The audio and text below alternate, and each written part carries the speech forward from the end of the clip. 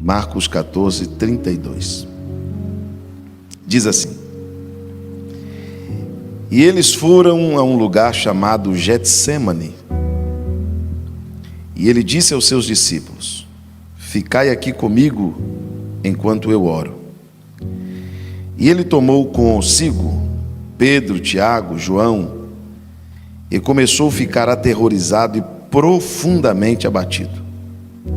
E ele disse: a minha alma está profundamente triste até a morte.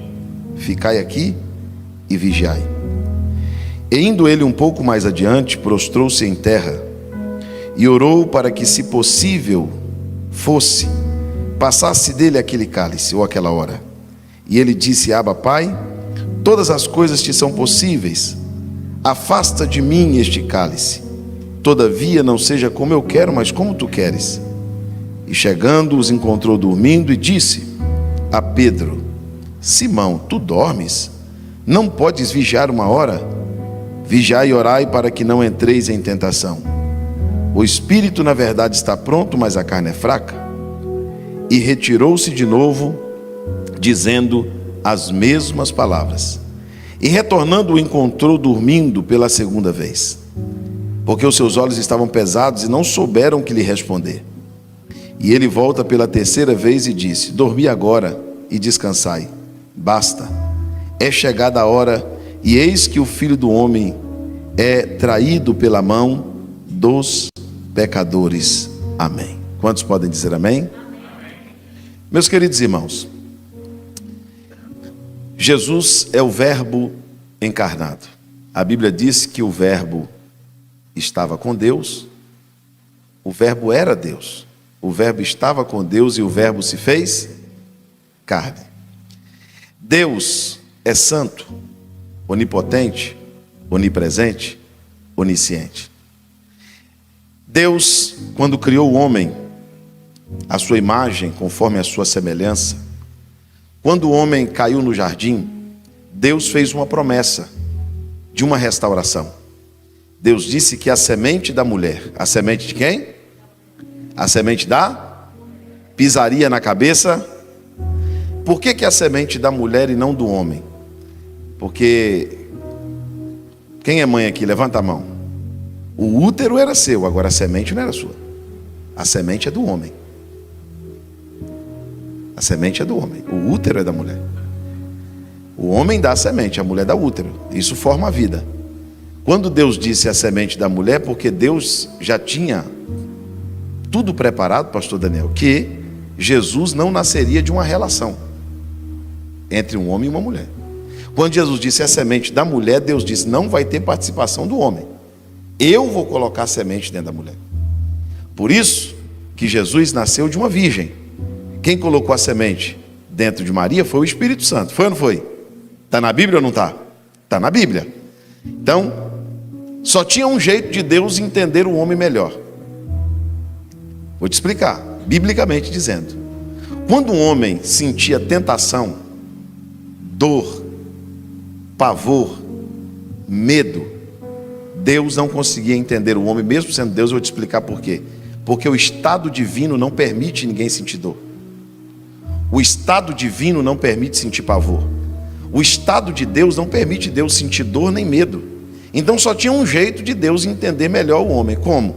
Sendo homem. Eu disse: para me entender o homem melhor, eu vou ser homem. E o Filho de Deus nasce de uma mulher. Isaías profetiza sobre ele mais de 700 anos antes do seu nascimento, dizendo: olha, quem creu em nossa pregação? E a quem foi estendido o braço do Senhor? Ele subiu como raiz de uma terra seca. Ele não tinha parecer e nem tinha formosura, e era como um de quem os homens escondiam o rosto. Era homem de trabalhos, era homem de dores. Aí vai dizendo o que Jesus fez. Ele levou sobre si as nossas dores. Ele foi chamado de aflito de Deus e oprimido, mas foi pelas suas pisaduras que nós fomos. Então Jesus nasce. Os irmãos precisam entender que até os 30 anos de idade Jesus foi uma pessoa comum. Até os 30 anos de idade Jesus foi chamado na Bíblia de filho de José. Por isso que quando ele vai em Nazaré, lê o livro e senta na cadeira de Moisés, eles dizem: esse aí não é filho de José? Por quê? Porque ninguém conhecia Jesus como filho de Deus. Jesus, quando foi batizado por João Batista no Jordão, João Batista disse assim: olha, cumpriu o que eu venho pregando para vocês. Eu vinha dizendo para vocês que viria um mais poderoso que eu. Ele vos batizaria com o Espírito Santo e com fogo. Esse eu não sou digno de desatar a sandália de seus pés. Quando Jesus vem para ser batizado, João anuncia e diz: eis aí o Cordeiro de Deus que tira o pecado do mundo. Jesus morava em Nazaré. Onde Jesus morava? Nazaré. Jesus não volta para casa, pastora Juliana. Jesus vai para as terras de Zebulon e Naftali. Jesus vai para as regiões de Cafarnaum. Jesus, em vez de ir para Nazaré, vai para Cafarnaum. E lá em Cafarnaum, Jesus começa seu ministério de milagres. Registrado o primeiro milagre de Jesus em Caná, e Jesus começa a operação de milagres e prodígios em Cafarnaum. Por isso que a multidão passou a seguir, porque não existe uma multidão que não siga milagre. Isso sempre foi comum desde a época de Cristo, da época dos profetas. E a multidão passou a seguir Jesus por quê? Porque a Bíblia diz que ele andava por todas as partes. Esta era a obra de Jesus. O que Jesus fazia, pastor? Ele andava por todas as partes, fazendo o bem a todos, curando os enfermos, repreendendo os demônios e libertando os oprimidos do diabo. Essas eram as obras de Jesus. E onde Jesus passava, o que Jesus fazia? O que nós lemos no Evangelho, nos Evangelhos? Jesus ressuscitava mortos, purificava leprosos, curava enfermos, ensinava a palavra do reino. Jesus libertava pessoas de espíritos manifestos e de espíritos escondidos, como na mulher encurvada. Jesus curou coxo, cego, manco, homem da mão ressecada. Jesus fez uma série de milagres que seria impossível registrar todos. Ficou registrado o necessário. Mas certo é que depois de andar fazendo tantos milagres, Jesus precisava concluir a sua obra maior, a sua obra para a qual ele veio. Jesus veio para quê? Jesus nasceu para morrer. Jesus nasceu para ir para a cruz. Jesus veio para ir para a cruz. Jesus veio para nos salvar. A maior obra de Cristo não foi ressuscitar os mortos, não foi curar os enfermos. Isso ele faz até hoje. Isso ele faz até hoje. Jesus cura ou não cura? Eu assisti agora a última cruzada do pastor Rene de Bonk, na África, antes da sua morte. As cruzadas dele reunia 1 milhão de pessoas por culto. E sabe o que acontecia lá? É tão comum ressuscitar um morto, que o morto ressuscitava e ficava no culto, e eles jogavam o caixão fora. Então, você nunca viu, mas isso está acontecendo no mundo até hoje. Os cegos estão vendo. Quando o João Batista teve uma dúvida, pastor Daniel, ele disse: olha, vai lá e pergunta para ele se ele é o Cristo mesmo, ou se nós haveremos de esperar outro Cristo. Jesus manda uma resposta para João e diz: os cegos veem, os mudos falam, os surdos ouvem, os coxos andam, os leprosos são purificados, os mortos ressuscitam, aos pobres é anunciada a palavra do reino. E diga para João que bem-aventurado aquele que não se escandalizar em mim. E Jesus andou 3 anos fazendo milagres constantes, ensinando a palavra do reino, anunciando o reino de Deus. Então a obra de Jesus, primeiro, ele fez o bem a todos. Jesus nunca fez mal a ninguém. Jesus curou os enfermos, nunca colocou uma enfermidade em ninguém. Jesus nunca colocou um espírito em alguém, só tirava os espíritos ruins. Jesus só expulsava. A obra de Jesus era maravilhosa, mas Jesus era homem. Jesus era... Só quem está me ouvindo, Jesus era?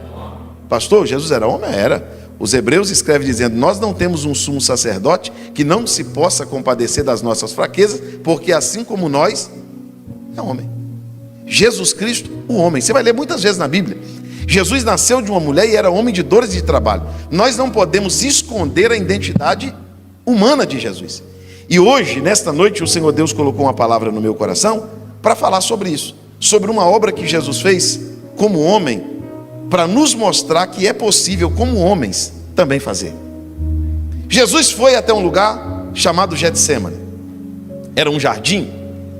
Jesus levou 3 dos seus amigos, porque aquele dia, pastora Juliana, era um dia que Jesus ia revelar um lado que ele nunca tinha revelado para ninguém. Jesus era o herói dos seus discípulos. Quando o pão acabava, quando não tinha nada para comer, com uma multidão de 15 mil pessoas na frente de Cristo, André trazia 5 pães e 2 peixes, propositalmente dizia assim: olha aqui, Senhor, só tem 5 pães e 2 peixes, mas o que é isso para tanta gente? Porque ele já sabia que Jesus operava milagre. Jesus disse: me deu pão, me deu peixe. Levantava, dava graça. Uma multidão de 15 mil pessoas comia de 5 pães, de 2 peixinhos, e sobrava 12 cestos cheios. Está lá um demônio no corpo de um homem dizendo: eu não saio, eu vou matar esse homem. O homem está morando dentro do sepulcro, dentro do cemitério. Jesus disse assim: não, vamos lá. A família, a sociedade, ninguém libertou o homem. Jesus foi lá e libertou quando tinha um problema insolúvel. Os discípulos diziam assim: traga para o nosso mestre. Os irmãos lembram do lunático? O lunático, os discípulos disseram: sai demônio, demônio, sai não. Sai espírito, sai de jeito nenhum. Então vamos levar para o nosso mestre. Chegou lá Jesus: homens de pouca fé, traz ele para mim. Está vendo? Com o nosso mestre sai. O nosso mestre é poderoso. Jesus sempre foi o herói dos discípulos. Esse Jesus que andou com os discípulos, meus irmãos, durante 3 anos, ele se revelou de forma tão profunda para os discípulos, que a maioria dos discípulos, tendo uma vida de pescadores ou sendo de aldeia de pescadores, eles sabiam que a coisa mais terrível e mais forte que existia não era a fúria de uma enfermidade nem de um demônio, era a fúria do mar. E o dia que eles pegaram a maior tempestade da vida, Jesus estava no barco. E a Bíblia diz que Jesus levantou e falou para o mar assim: se cala. Jesus falou para o vento: te aquieta agora. O vento cessou, o mar calou, se fez uma grande bonança. Os discípulos se reuniram no cantinho do barco e começaram a perguntar um para os outros: mas quem é esse? Até o vento e o mar lhe obedece quando ele manda, porque ele manda no mar, ele manda no vento, ele manda nos demônios, nas enfermidades. Você acredita nisso? Diga glória a Deus. Só que Jesus, pastor Daniel, precisava deixar registrado a passagem do Getsemane. Jesus não pediu para tirar isso dos evangelhos. Jesus não pediu para esconder o que ele passou lá. E quando ele foi para lá, ele só levou 3 amigos, porque o restante não tinha estrutura para ver ele naquela situação. A Bíblia vai dizer, no versículo de número 32: e foram a um lugar chamado Getsemane, e disse aos discípulos: ficai aqui comigo. Vocês podem repetir essa frase? Vamos lá de novo? Dá para acreditar, irmãos, que Jesus estava com medo de ficar sozinho. Jesus fez um pedido. Jesus tinha medo de demônio? De vento? De mar? Não. Mas esse dia Jesus disse: eu vou mostrar para vocês uma obra de um homem. Eu sou Deus, mas também sou homem, e como homem eu vou passar por isso. Jesus disse: ficai aqui comigo. Porque Jesus sabe o quanto que a solidão dói. Eu acho que não existe uma sensação pior na vida de alguém do que dizer: eu estou sozinho, não tem ninguém comigo. Jesus chama seus 3 melhores amigos, seus 3 discípulos que andavam com ele, e só entravam, esses 3 discípulos entravam com Jesus em lugar que os outros 3 não entravam. Jesus estava nos ensinando que no momento mais difícil da vida, você não pode deixar alguém sozinho, mesmo quando você vê esse alguém como um herói. Talvez você pense: minha mãe não precisa disso, minha mãe é forte. Meu pai não precisa de eu dizer isso para ele, ele já sabe. Jesus fez um pedido: eu quero que você fique aqui comigo. Eu não quero que vocês resolvam o meu problema. Vocês não têm poder para resolver meu problema. Eu não quero que vocês solucionem, porque quem soluciona o problema aqui sou eu, não é vocês. Eu não estou querendo que vocês resolvam o meu problema, eu estou querendo que vocês me dêem a companhia de vocês. Ficai aqui comigo. Agora escute isso. E ele começou a ficar aterrorizado. Em algumas traduções diz que ele começou a ficar com medo. Com quem, irmãos? E tem gente até que está com medo de falar. Mas é de Jesus, pastor, que eu estou falando. Ele começou a ficar com medo. Você já imaginou Jesus com medo? Porque você é crente, porque você é pastor, porque você é mulher de Deus, porque você tem fé, porque você carrega uma Bíblia. Ninguém aceita você ter medo. As pessoas exigem de você coragem o tempo inteiro.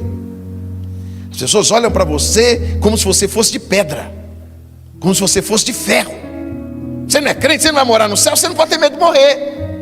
Você não vai para o céu, medo de morrer por quê? As pessoas pressionam a nossa fé. Só que Jesus sentiu medo. Porque o medo é humano. Em algum momento da vida você vai sentir medo. Mas no momento mais difícil da vida, Deus vai preparar pessoas especiais para estar ao seu lado. Você pode glorificar Deus por isso? No momento do medo, Deus vai colocar alguém para segurar sua mão.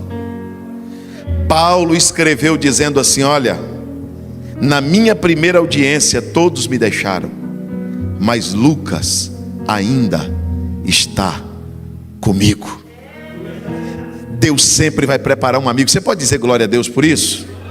Agora olha que coisa tremenda. Jesus leva os amigos e diz assim: fica comigo. Os amigos de Jesus também são homens. E Jesus agora, pastor Daniel, começa a ficar aterrorizado. Os discípulos, eu quero que os irmãos agora vá para o Getsemane comigo. Vamos lá no Getsemane. Imagine o teu herói, o que expulsa demônio, ressuscita mortos, manda o mar se acalmar, fala com o vento, fala com as ondas. Imagina você vendo essa cena. Os discípulos olharam um para o outro e disseram: eu nunca vi um mestre assim. Você sabe o que Jesus estava dizendo para eles? Vocês estão achando que é todo dia que vocês vão levantar pisando em brasa? Você está achando, irmão, que é todo dia que você vai levantar pisando em demônio? Você está achando que é todo dia que você vai levantar falando em língua cheia? Tem dia que você vai levantar pela manhã e você vai procurar a fé. Você vai procurar a coragem. Você vai procurar o ânimo e não vai vê-lo. Tem dia que você vai ter medo. Medo que alguém morra. Medo de morrer. Medo que aconteça. É normal. Isso é do homem. Os discípulos olharam e disseram: eu nunca vi ele assim. Jesus disse: eu vou deixar eles me ver assim, porque isso vai servir de lição para eles. Eu vou ensinar para eles como se age quando a gente está assim. Primeiro, o Getsemane é o jardim da oração. O Getsemane é o que, irmão? Não, você precisa gravar isso para nunca mais esquecer. O que é o Getsemane? Então quando eu estou para enfrentar a morte, o Calvário, a cruz, quem vai me prender, quem vai me bater, quem vai me colocar uma coroa de espinho, para onde eu devo ir? Eu devo ir para o jardim da oração. Essa foi a obra de Jesus. Jesus disse: eu vou ensinar para vocês, quando o negócio apertar, que a alma gritar, que o pânico chegar, que a depressão bater na porta do coração, que o medo chegar, não vá para outro lugar senão para o jardim da oração. Eu quero que você levante as suas mãos comigo. O desespero não pode te vencer. Sentir medo é humano. Agora, você não pode ser vencido pelo desespero. Você não pode ser vencido pela loucura. Você não pode ser, não, o medo pode vir, mas ele não pode te vencer. Por que o medo não venceu Jesus? Porque Jesus estava no lugar certo. Por que Jesus não foi tomado pelo desespero? Porque Jesus não estava em outro lugar senão no jardim da oração. Você poderia estar agora, na frente da sua televisão. Você poderia estar agora no pátio, na praça de alimentação do shopping. Você poderia estar agora fazendo qualquer outra coisa. Mas alguma razão te trouxe, no meio de uma pandemia, no meio de um tempo difícil, de um ano estranho. Deus te traz para o jardim da oração para te dizer: eu vou te dar coragem, eu vou te dar força, eu vou te dar ânimo. Quem acredita que o medo vai ser vencido? O medo vai ser vencido. A fé vai falar mais alto. Você é gente, mas é gente de Deus. Você é humano, mas é mulher de Deus. Você não vai ser vencido, você vai vencer. Jesus estava ensinando para os discípulos: olha, em algum momento da vida nós vamos sentir medo. E a Bíblia diz que ele não ficou só com medo não. Ainda no versículo de número 34, versículo 33, além dele ficar aterrorizado, ele ficou profundamente, diga comigo, profundamente, não, grita, abatido. Por que a gente, irmão, seja sincero comigo, por que a gente não aceita isso? Por que a gente prega só a fé da alegria, a fé da felicidade? Os irmãos já percebeu que até quando a gente chama alguém para aceitar Jesus, a gente chama a pessoa para ser feliz, não é para ser salvo. Vem ser feliz, é assim ou não é? Porque é inaceitável para as pessoas um crente ficar profundamente. Aí quando ele fica, ele se frustra, ele diz: eu sou crente, estou abatido. Eu sou crente, estou triste. Eu sou crente, estou com esse semblante. Isso faz você ser descrente? E isso tira Deus de você? O apóstolo dos gentios disse: posso estar abatido, mas nunca destruído. Levanta comigo as suas mãos aos céus. Pode haver um semblante caído, provinácia cante nubriteva súria. Pode haver uma lágrima nos olhos, pode haver um coração triste, mas você nunca estará destruído. Deus te dará força no meio das suas lutas e das suas batalhas. Jesus disse: em algum momento vocês ficarão profundamente abatidos, mas sigam o meu exemplo, não saiam do jardim da oração. Não deixem a fé, não abandonem o propósito de Deus para a vida de vocês.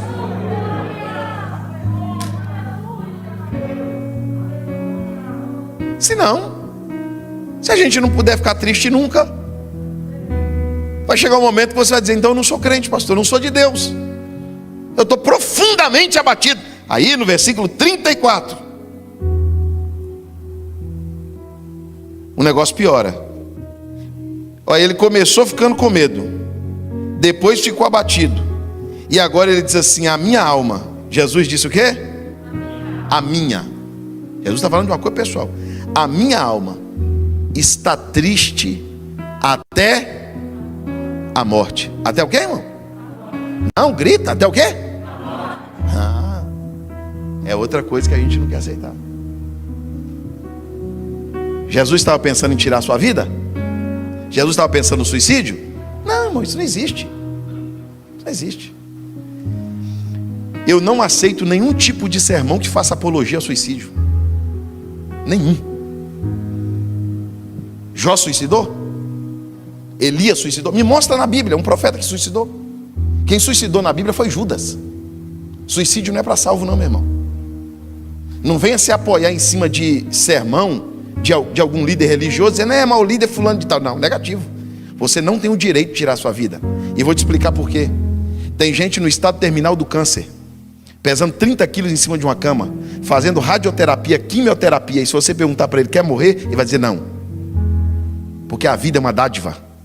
Ele quer viver. Ele quer viver tanto que ele toma um remédio que machuca o seu corpo. Ele faz uma hemodiálise, que ele sai de lá tonto, vomitando, passando mal, mas ele faz, porque ele quer viver. E você andando, dormindo, você quer pôr uma corda no pescoço, tirar a tua vida? Você não tem o direito de fazer isso. Você não tem o direito de fazer isso. A Bíblia diz que Deus deu a vida, e só Ele que tira. Diga comigo: a vida é um presente. A vida é um presente. Jesus não estava pensando no suicídio. Jesus sentiu aqui, pastor Daniel, o que o Elias talvez sentiu debaixo do zimbro. Quando ele diz: a minha alma está triste até a morte, é porque vai haver algum momento da vida, você não vai se matar, mas você vai dizer assim: ah, se Jesus me levasse. Jesus está doendo tanto, está tão difícil, que se o Senhor me levasse eu agradeceria. Paulo sentiu isso e diz: eu preferia estar com o Senhor, mas não chegou minha hora. Eu ainda precisarei ficar entre vocês. Jesus disse: a minha alma está triste até a morte. Versículo de número 35. Repitam todos comigo: e indo ele um pouco mais adiante. Então quando a minha alma está triste até a morte, eu volto para trás? Quando a minha alma está triste até a morte, eu recuo? Quando a minha alma está triste até a morte, sabe o que eu vou fazer? Eu vou ir um pouco mais adiante. O inimigo olhou e disse assim: para mim e para você, com essa que ele está passando, ele volta para trás. Jesus disse: não, ele aprendeu comigo. É hora de tirar a força da fraqueza. É hora de se arrastar. Levante as suas mãos aos céus. Alguém entrou aqui dizendo: eu não aguento mais. Jesus está dizendo: se arraste. Rasteja. Feche os teus olhos um momento. O Espírito Santo está te consolando.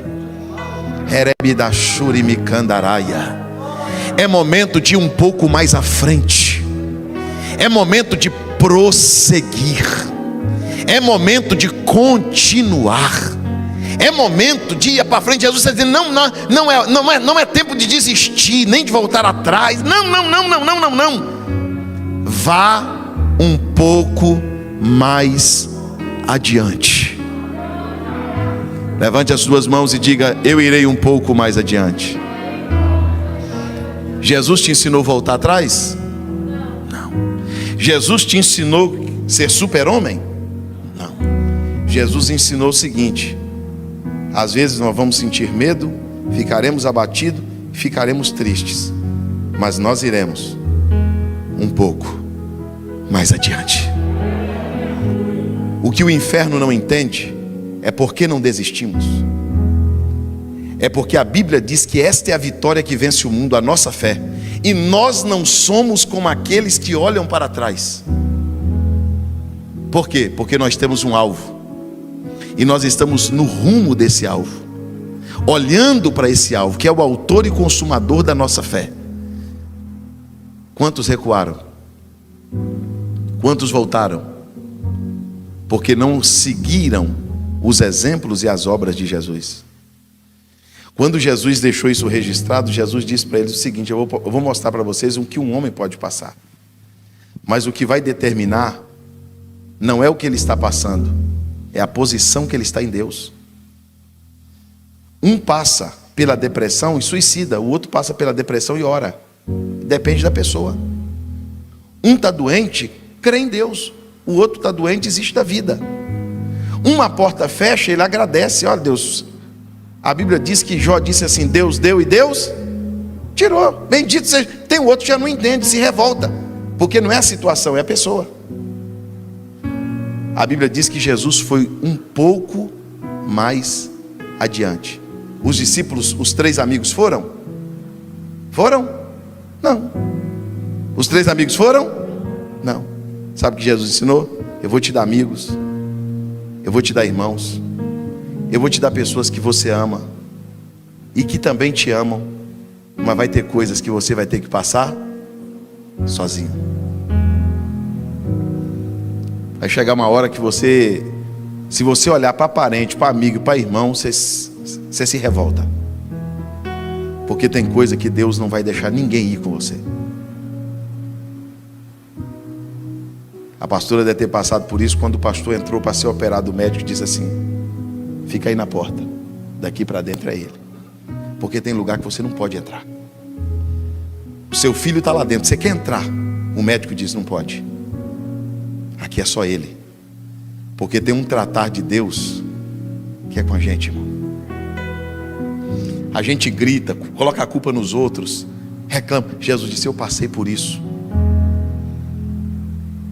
Você vai ter que acreditar às vezes sozinho. Tem gente aqui que talvez só você é crente na tua casa. Você carrega a família nas costas, só você ora, só você congrega, só você faz campanha. E você diz: ninguém me ajuda. E Deus diz: não, essa prova é sua, mas essa vitória também será sua. Essa vitória também será sua quando teu filho te abraçar e dizer: obrigado, mãe. Se a senhora não tivesse orado, eu não estava aqui hoje. Teu esposo vai te agradecer e dizer: obrigado por ter esperado o tempo de Deus fazer a obra na minha vida. Você está entendendo a palavra? Diga glória a Deus. Levante as duas mãos e diga: eu vou um pouco mais adiante. Deus está te mandando insistir. Deus está te mandando perseverar. Deus está dizendo para você: se ninguém quiser ir, deixa eles dormindo e vai. Mas eles estão dormindo, meus melhores amigos eram para vir comigo. Deixa eles dormindo. Pastor, ninguém quer vir, pastor. Ninguém quer. Vai você. É um tratar de Deus com você. Versículo de número 35. Indo ele um pouco mais adiante, ele se prostrou. Ele fez o quê? Aqui eu estou falando de quem, irmão? De quem? De Jesus. Eu quero que você olhe para mim que eu vou chegar lá. Jesus fez o quê? Se prostrou. Você lembra que Marta e Maria foram falar com Jesus? A Marta chegou e gritou com Jesus: ó, se o Senhor tivesse aqui, o meu irmão não tinha morrido. Jesus olhou para ela e repreendeu ela, porque Jesus viu que nela não tinha fé. Jesus disse: Marta, se tu creres, tu verás a glória de Deus. O teu irmão há de ressuscitar. Ele vai ressuscitar no último dia. Jesus disse: Marta, eu sou a ressurreição e a vida. Quem crê em mim, ainda que esteja morto, viverá. Aí vem a Maria, pastora Juliana.